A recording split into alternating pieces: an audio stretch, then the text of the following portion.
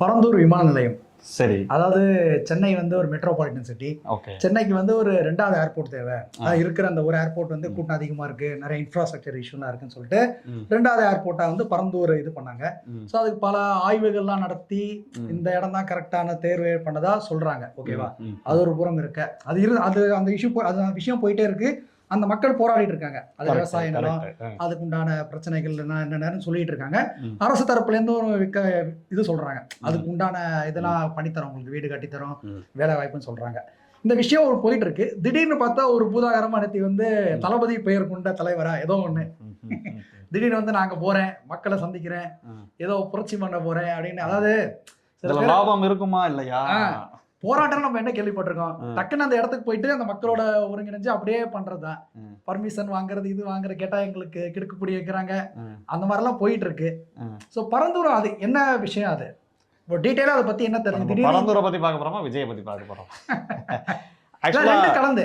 அது ஏன் தேவை, இவங்க ஏன் திடீர்னு இப்போ ஒரு ஸ்டாண்ட் இந்த அரசியலுக்கு வரோம், சரி திடீர்னு இங்க ஒரு ஸ்டாண்ட் இவங்க எடுக்கிறாங்க, அதை பத்தி என்ன நம்ம தெரிஞ்சுக்கணும்? இல்ல என்னன்னா, பரந்தூரை பொறுத்த வரைக்கும் விஜய் வந்து பனையூர் பண்ணியாரா இருந்து வழியில வந்து பரந்தூருக்கு கடத்த சொல்றாரு. அதெல்லாம் ஒரு பக்கம், அதெல்லாம் விமர்சிக்க வேண்டியதெல்லாம் நிறைய இருக்கு. 900 நாள் அந்த போராட்டம் நடக்குது, இன்னைக்கு தான் நீங்க வரீங்களா அப்படிங்கிற ஒரு விஷயம் இருக்கு.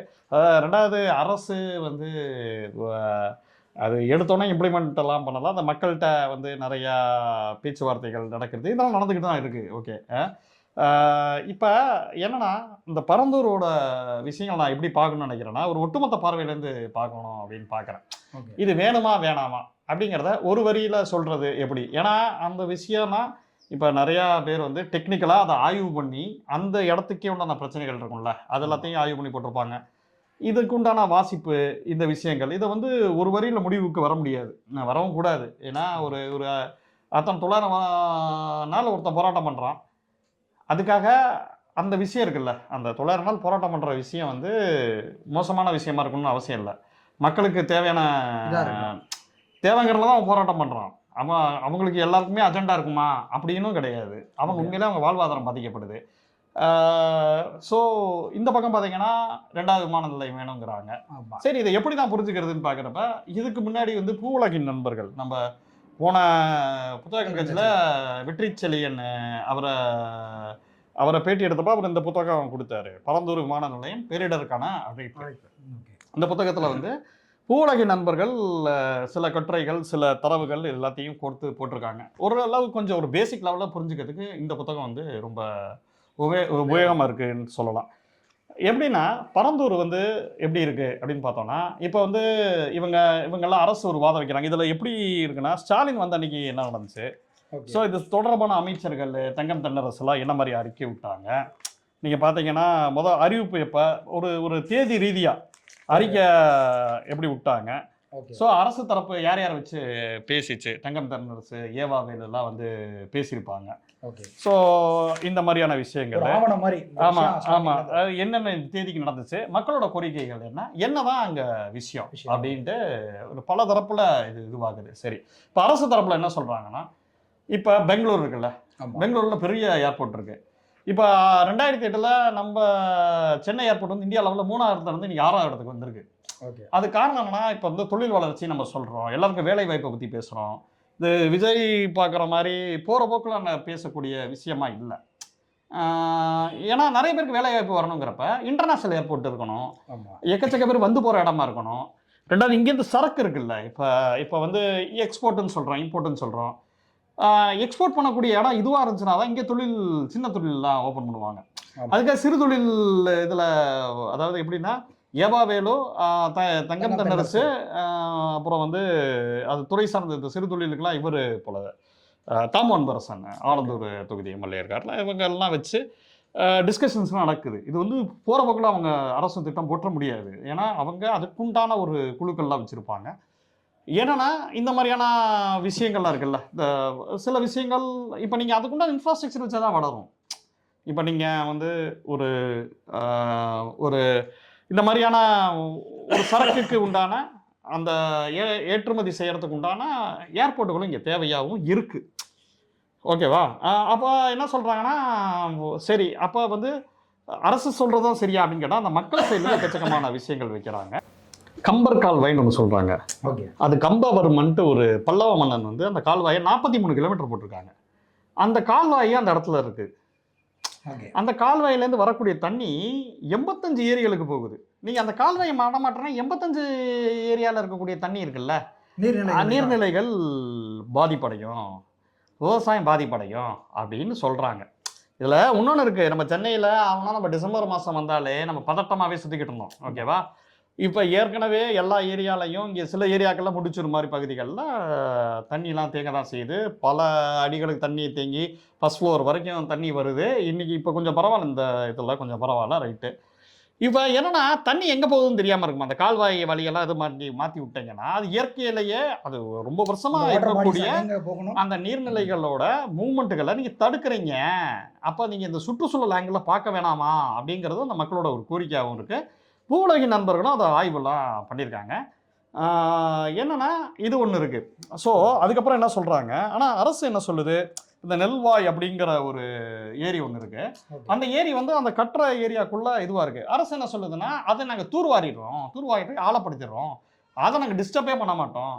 ஆனா, அந்த இடத்துல வந்து உங்களுக்கு ஏர்போர்ட் இருக்கும், இதுவும் இருக்கும்னு சொல்லுது. சரி. இவங்க என்ன கேட்குறாங்க, ஏங்க கம்பர் கால்வாய் இருக்குல்ல, அத மூடிட்டு எப்படிங்க அங்க தண்ணி போகும்? ஓகே. தண்ணி போற இடத்த பிளாக் பண்ணிருவீங்களா? அப்புறம் அது தூர்வாரனாலும் தூர்வாரல இல்ல அப்படின்ட்டு கேட்குறாங்க. ஓகே. இது என்னன்னா, அங்க இருக்கக்கூடிய எக்கச்சக்கமான விவசாயங்கள் இது எல்லாத்தையுமே அடி வாங்குது. சரி. அப்ப நமக்கு இயல்பாவே ஒரு கேள்வி வரும். மக்கள் தொகை பெருகிட்டே இருக்கு. முன்னாடிலாம் ஏரிக்குள்ள வீடு கட்டக்கூடாதுன்னாங்க. இன்னைக்கு அங்க தான் கட்ட முடியுது. ஊருக்குள்ள இடம் இல்ல. ஆமா. ஃபேக்ட் இருக்கு.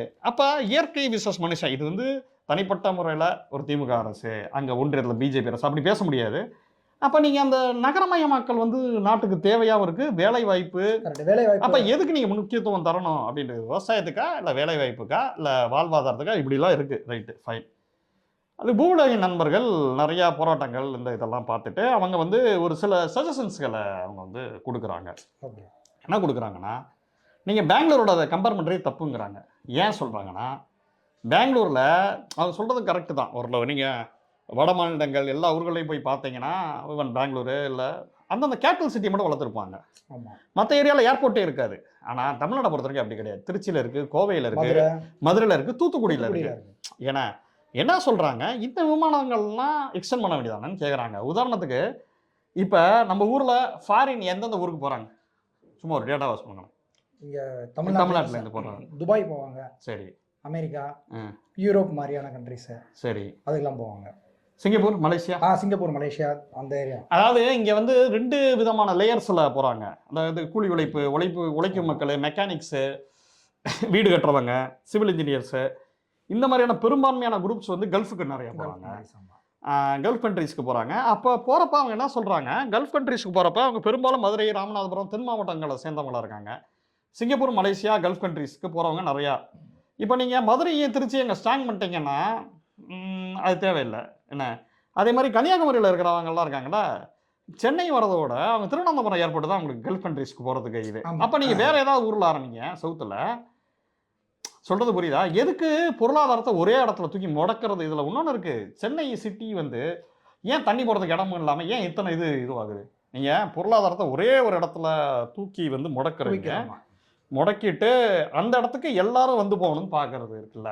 இப்படி இருக்கிறத டீசென்ட்ரலைஸ் பண்றது இருக்குல்ல, பிரிச்சு விட்டுருங்க. நம்மளும் பார்க்குறோம். அந்த ஓஎம்ஆர்ன்றது முன்னாடி இந்த மத்திய கைலாஷ் ஆரம்பிச்சு அது போயிட்டே இருக்கு. இப்போ கேளமாக்க பாண்டிச்சேரி வரைக்கும் வந்துடும். ஆமாம், விழுப்புரமே சென்னையில் சேர்த்துருவாங்கன்னு நினைக்கிறேன். சேர்த்துருவாங்க. இப்போ நான் என்னன்னா, இப்படி சேர்க்கறதுக்கு நீங்கள் உங்களுக்கு திருச்சி, கோவை, சேலம் இதெல்லாம் விரிவுபடுத்தலாம்.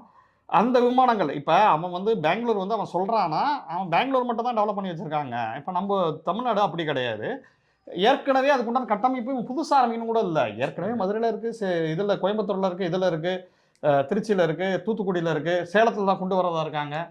ஸோ நீங்கள் இதை வந்து அப்படியே எக்ஸ்பேண்ட் பண்ணிட்டீங்கன்னா அங்கே இருக்கிற ஆட்கள்லாம் அந்த பக்கத்து ஊரில் இருக்கிற ஏர்போர்ட்டை இது பண்ணிட்டு போவாங்க. இன்னும் கொஞ்சம் பார்த்தீங்கன்னா இப்போ அங்கேயுமே தொழில் டெவலப் ஆகும்ல. இப்போ நீ சொல்கிற அந்த சரக்கு ஏற்றுமதி பண்ணுறது இதெல்லாம் சொல்கிற சரக்கு ஏற்றுமதி பண்ணுறது மதுரையிலேருந்து ஒருத்தன் வந்து அங்கே இம்போர்ட் எக்ஸ்போர்ட் பிஸ்னஸ்லாம் வளரும், எல்லாமே வளர செய்யும் அப்படிங்கிறாங்க. ரொம்ப நியாயமா இருக்கு. ஏன் ஒய் பரந்தூர் அப்படிங்கிற ஒரு விஷயம் இருக்குல்ல, ஏன்னா அது வந்து ஃபுல்லாகவே விவசாயத்தை ஃபாலோ பண்ணிட்டு இருக்காங்க. அங்கே நிறைய மக்களோட வாழ்விடங்கள் வந்து பாதிக்கப்படுது. எந்த திட்டம் ஆரம்பிச்சாலும், எந்த ஊரில் இது பண்ணாலும், எந்த ஊரில் எக்ஸ்டெண்ட் பண்ணாலும் ஏதோ ஒரு 1000 மக்கள் பாதிக்க தான் படுவாங்கங்கிறது வேற விஷயம். எங்கேயா சொல்கிறாங்க மீனம்பாக்கத்தில் எக்ஸ்டெண்ட் பண்ணி விட வேண்டியதானே, ஏன் அங்கேயும் இருக்கிறது மக்கள் தான் இருக்காங்க. அங்கேயும் இன்னும் பார்த்தீங்கன்னா டென்ஸ் பாப்புலேஷன். இப்போ அரசு வந்து இதை இங்கே தான் செய்யணும்னு சொல்ல முடியாது. என்னன்னா டென்ஸ் பாப்புலேஷன், நீங்கள் அங்கே 2000 பேரை வெளில அனுப்புறீங்கன்னா இங்கே ஒரு 1,00,000 பேரை வெளில அனுப்புறதா இருக்கும். அவன் அதெல்லாம் கால்குலேட் பண்ணாமலாம் பண்ணியிருக்க மாட்டாங்க. ஆனால் இது ஒருத்த வரையில் ஆன்சர் பண்ணிட முடியாது. ஏன்னா இப்போ நீங்கள் டீசென்ட்ரலைஸ் பண்ணலாம்னு சொல்லி சில கோரிக்கைகள் வைக்கிறாங்க. அதுவுமே வந்து ரொம்ப லாஜிக்கலாகவே இருக்குது. ஏன் நீங்கள் மற்ற ஊர்களை நீங்கள் பண்ண வேண்டியது? அப்போ நீங்கள் யோசிச்சு பாருங்கள். இப்போ நான்லாம் மதுரை, எனக்குலாம் ஊர் சைடில் அங்கே வேலை ஏதோ ஒன்று இருந்துச்சுன்னா நம்ம அங்கே தானே இருந்திருப்போம்.